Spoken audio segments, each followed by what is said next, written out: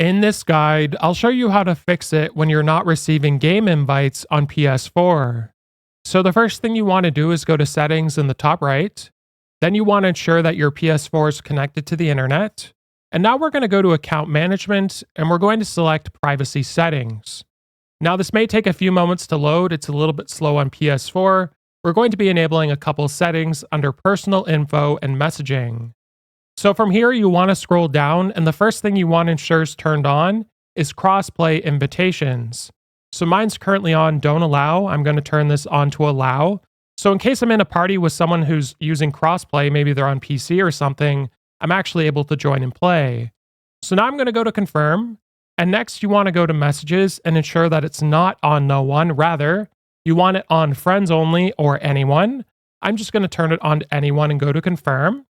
And then once you've done that, you can now go back to settings. So once we're back in the normal settings, what we're going to do next is go down to notifications. So select that and go to pop-up notifications. And then what you want to do is ensure that you have messages turned on as well as invitations. Now, technically, you don't have to have messages on. I just think it's a good idea just in case they're trying to message you something. And then once those are turned on, ensure display pop-up notifications is turned on as well.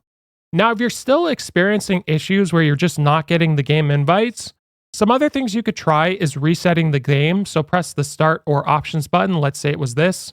You just want to close the game out. And you could also try pressing and holding the PlayStation button and restarting your PS4 to see if it fixes the issue.